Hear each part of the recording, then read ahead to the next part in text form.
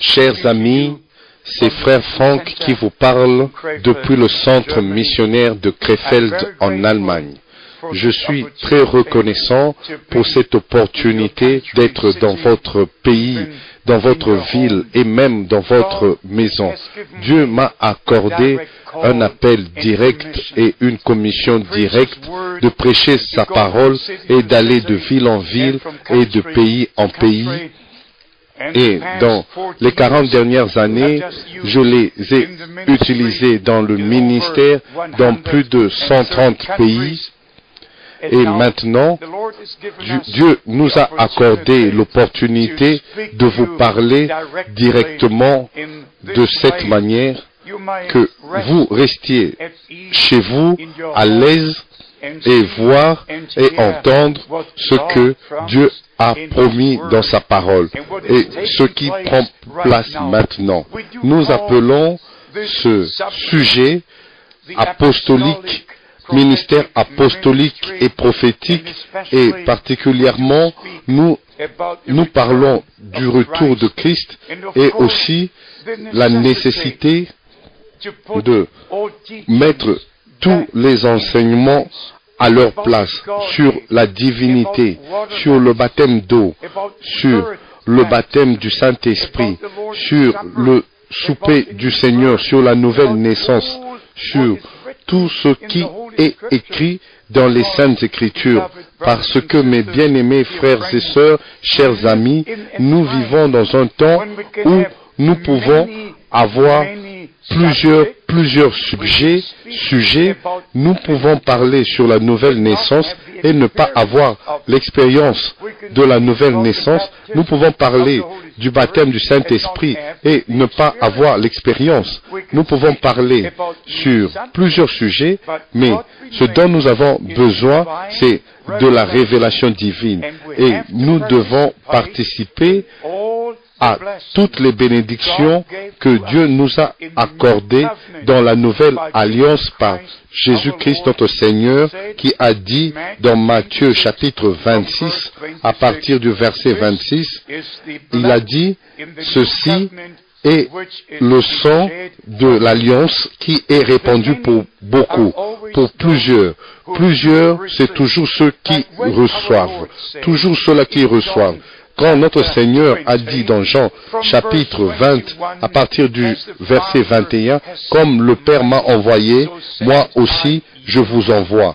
Et puis il souffla sur eux le Saint-Esprit et leur donna la puissance, l'onction, l'autorité divine de prêcher l'évangile de Jésus-Christ.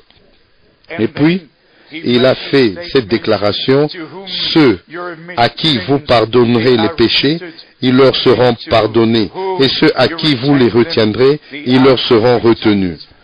Ça a été mal compris, et c'est comme ça que nous devons ramener ça aux Écritures et voir ce que l'apôtre Pierre et l'apôtre Paul, quels étaient leurs enseignements dans le Nouveau Testament.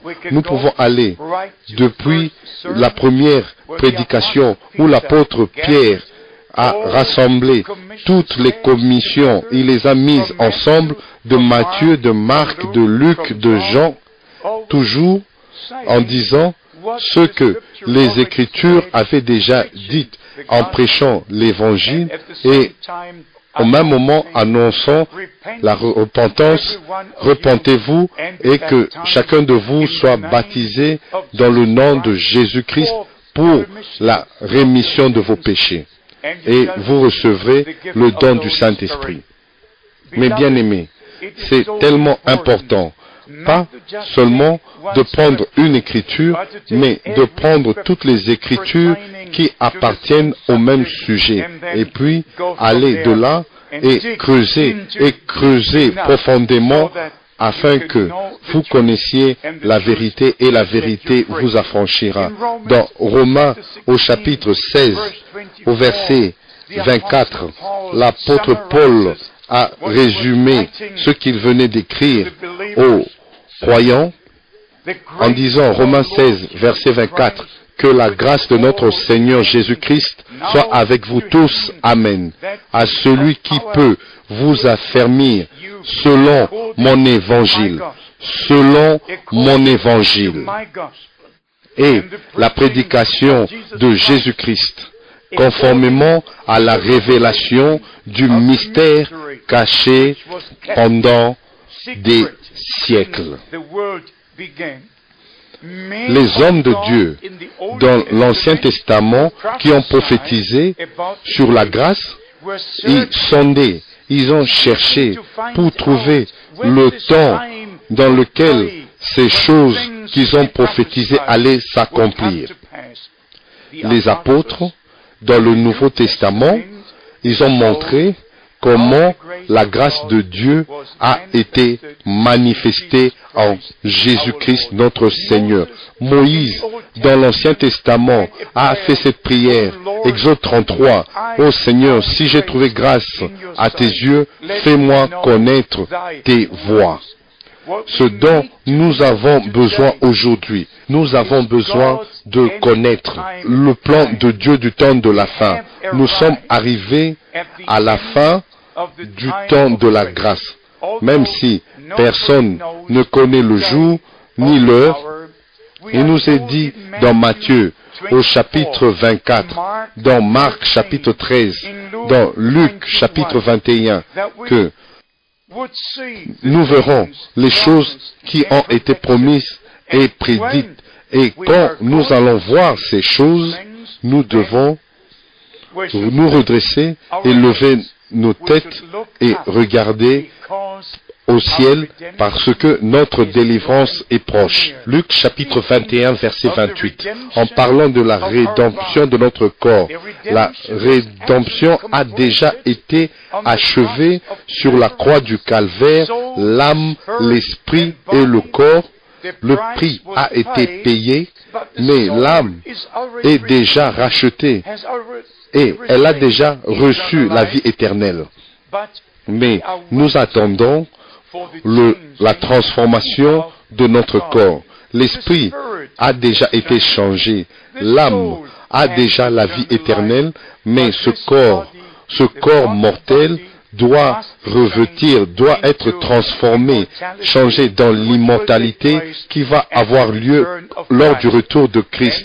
Aussi certain que son corps mortel a été changé, transformé dans un corps de résurrection, notre corps mortel, lors de son retour, va être changé et transformé dans un corps de résurrection, dans un corps glorifié, et nous le verrons et nous serons comme lui.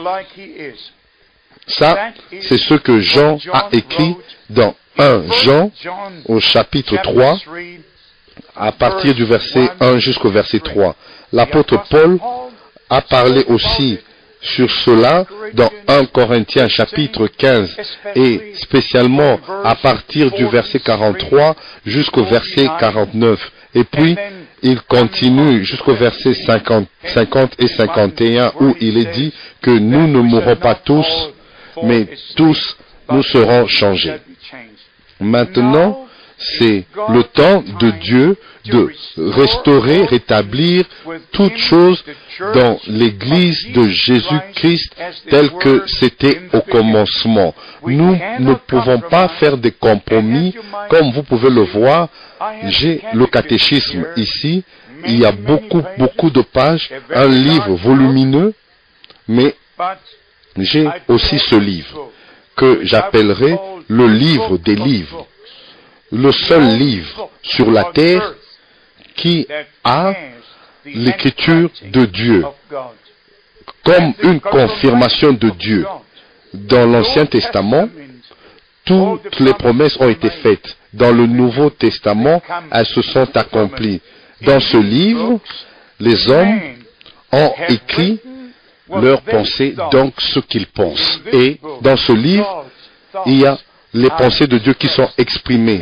Comme j'exprime mes pensées par mes paroles, Dieu a exprimé ses pensées par sa parole. Et c'est comme ça, un vrai croyant doit toujours prendre position pour et dans la parole de Dieu. Ici, c'est peut-être une leçon pour nous tous. Nous devons savoir que dans Matthieu, au chapitre 4, l'ennemi est venu plusieurs fois vers notre Seigneur et lui a dit, « Si tu es le Fils de Dieu, ordonne que ces pierres deviennent des pains. » Si tu es le Fils de Dieu, alors parle. Si tu es le Fils de Dieu, parle. Mais bien aimé, Satan vient avec la parole, mais il la prend toujours en dehors de son contexte et il place mal la parole, il interprète mal et il applique mal. Et c'est comme ça que nous devons vraiment veiller, car ce n'est pas tous ceux qui disent « Seigneur, Seigneur » entreront dans le royaume de Dieu, ce n'est pas tous ceux dans la bouche desquels est la parole de Dieu qui disent la vérité, mais cela doit être la parole originale de Dieu, pas seulement une déclaration ici, une autre là-bas, et pour vous donner un exemple afin que vous compreniez ce que je veux dire. Mes bien-aimés frères et sœurs, chers amis, allons dans la grande commission et nous devons commencer avec le ABC. Vous savez, j'aime bien vous parler directement sur le livre de l'Apocalypse au sujet des choses qui sont écrites dans ce livre, qui sont tellement importantes pour nous. Et en fait, j'ai écrit un petit livre sur les 22 chapitres de l'Apocalypse. C'est tellement important de comprendre les symboles qui sont exprimés dans ce livre.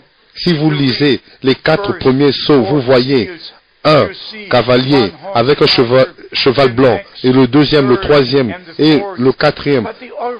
Mais ça représente quelque chose.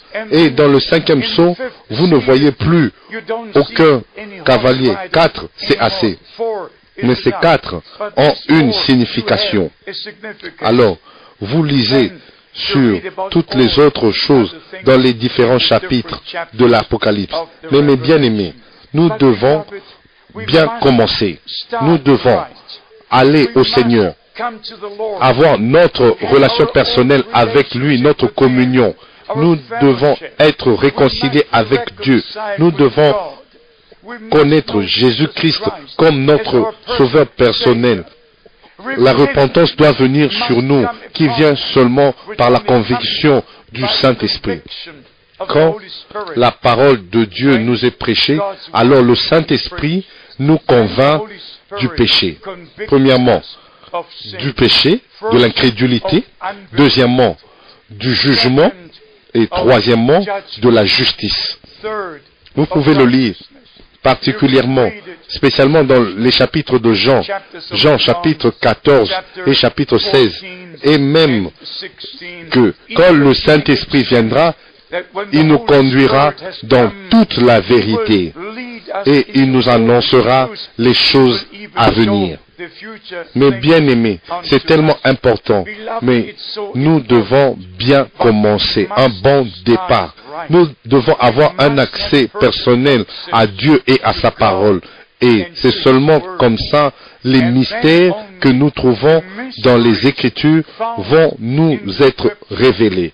Comme nous l'avons dit plusieurs fois, la mauvaise compréhension est un peu partout. Comme nous lisons dans Luc chapitre 16, verset 16, la loi et les prophètes ont été jusqu'à Jean et dès lors le royaume de Dieu est annoncé. Dans un endroit, nous lisons que Christ est la fin de la loi. Et puis, dans Romains, au chapitre 7, nous lisons que la loi est spirituelle pour celui qui comprend la signification qui est dans la loi. Dans mon pays, il peut avoir plusieurs lois. Je n'ai jamais pu connaître une seule loi parce que je vis dans la grâce. Je garde les lois et c'est comme ça, je n'ai pas besoin d'apparaître devant un tribunal. Les lois de mon pays ne s'appliquent pas à moi parce que je vis pas au-dessus de la loi, mais dans la loi non parce que quelque chose me fait faire cela, mais c'est d'une manière volontaire. Je vis conformément aux règles et aux lois de mon pays. Mais quand il s'agit du domaine spirituel, nous vivons tous dans la transgression. Nous avons tous brisé les commandements du Seigneur. Et la loi nous a été donnée pour nous convaincre de nos transgressions. Et la loi nous prend dans le jugement, mais la grâce est venue pour nous prendre, nous faire sortir de la prison. La loi nous a mis dans la prison parce que nous étions coupables. Et la grâce nous a fait sortir de la prison. Nous devons comprendre ces choses. Alors, si l'apôtre dit la loi est spirituelle, alors nous comprenons ce que cela veut dire.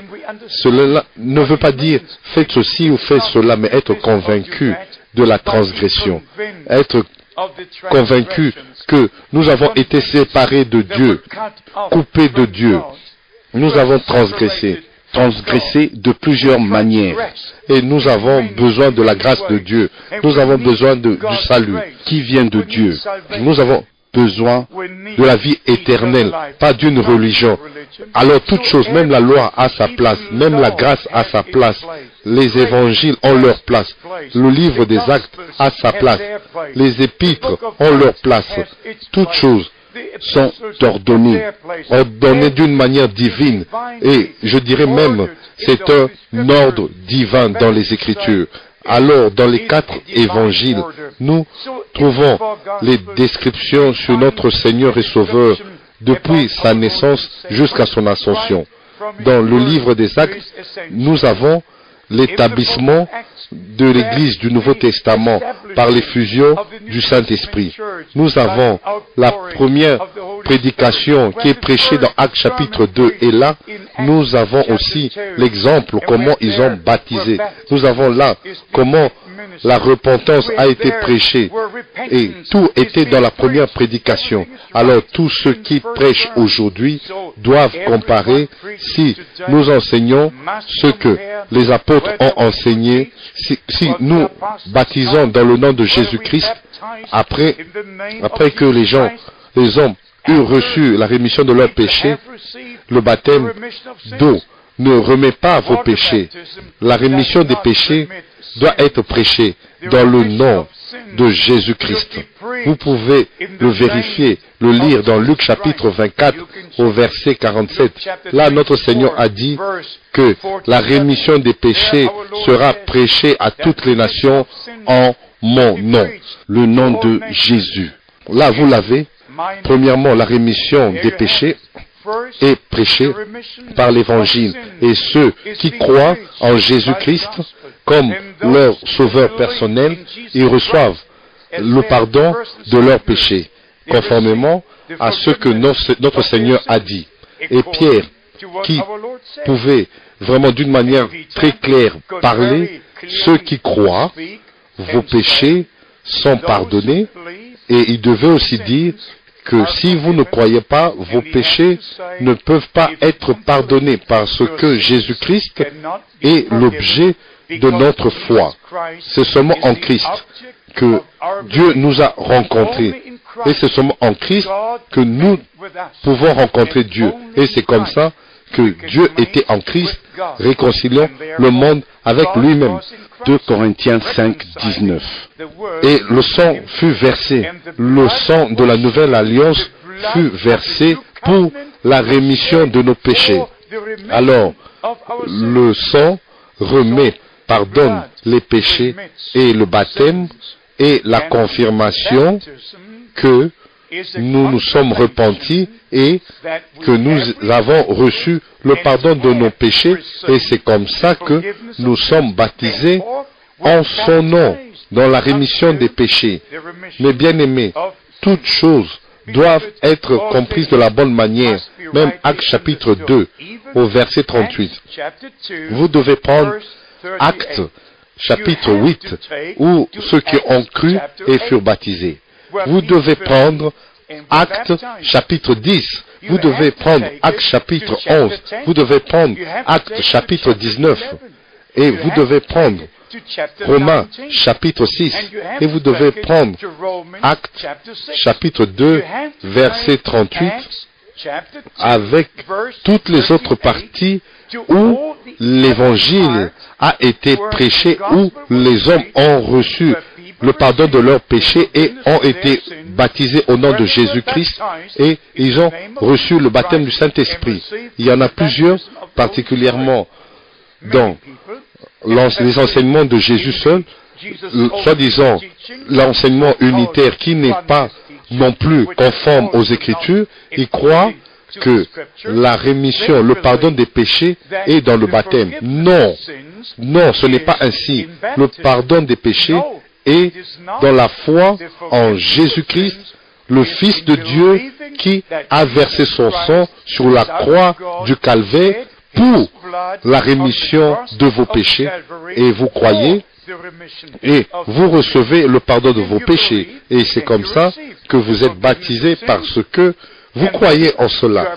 Alors, tout ne peut être compris de la bonne manière et correctement quand vous le placez sur une écriture, comme en se référant à Matthieu chapitre 28 au verset 19, sans aller dans Marc chapitre 16, sans aller dans Luc chapitre 24, sans aller dans Jean chapitre 20, et ne pas prendre toutes ces écritures au livre des Actes, et pas seulement dans Actes chapitre 2, mais aussi dans les autres chapitres, pour mettre toutes choses de la bonne manière ensemble, et c'est ce que nous devons faire dans ce ministère apostolique et prophétique. Nous devons prendre chaque parole de Dieu, pas seulement mettre une écriture d'une seule écriture.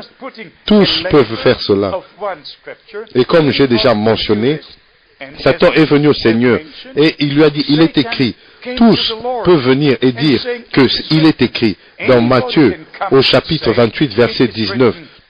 Tous peuvent venir et dire, il est écrit dans Acte 2 chapitre 38, mais vous devez aller, comme je l'ai dit, dans les 4 évangiles et dans tous les endroits dans le livre des Actes, et vous devez continuer avec les lettres aux Romains, aux Corinthiens, et aller dans le Nouveau Testament pour comprendre tout sur la divinité, sur le baptême d'eau, sur le baptême du Saint-Esprit, sur la repentance, sur la nouvelle naissance, sur tous les enseignements des Écritures. Vous devez prendre toutes les Écritures qui appartiennent au même sujet. Et c'est comme ça que vous aurez une balance, un équilibre, une compréhension de ce que les Saintes Écritures enseignent. Maintenant, résumons. Et je dois mettre l'accent que nous ne pouvons pas seulement retourner au jour de la Réformation ou aux grands hommes qui ont vécu après la Réformation. Ils sont connus dans l'histoire de l'Église et nous ne pouvons pas seulement retourner 100 ans en arrière où il y a eu une nouvelle effusion du Saint-Esprit. Nous ne devons pas seulement retourner à ce qui est arrivé après la Deuxième Guerre mondiale, qui était la visitation la plus puissante que Dieu n'a jamais donnée depuis le jour de Jésus-Christ, et il a utilisé William Branham, un homme envoyé par Dieu d'une manière très spéciale pour apporter une percée d'un réveil de salut et de guérison qui a balayé toute la terre. Il était le seul que j'ai pu connaître dans le début des années 50 qui a prêché la vraie parole de Dieu et avait un ministère prophétique et apostolique. Nous ne pouvons pas seulement pointer à lui, mais nous devons retourner et sonder la parole de Dieu pour nous-mêmes, pour voir si les paroles que nous entendons sont comme elles nous sont présentées dans la Bible. Mais Dieu l'a utilisé d'une manière très spéciale comme personne depuis les jours de la Bible. Mais encore, laissez-moi vous dire, mes bien-aimés frères et sœurs, le temps est venu de sonder les Écritures, les Saintes Écritures, et retourner au jour de la Bible, au jour biblique, au jour apostolique et aux enseignements apostolique et pratique biblique. Je crois que c'est le temps de Dieu de la visitation et que Dieu vous bénisse et soit avec vous. Je serai très heureux d'entendre parler de vous dans le saint et précieux nom de Jésus-Christ. Amen.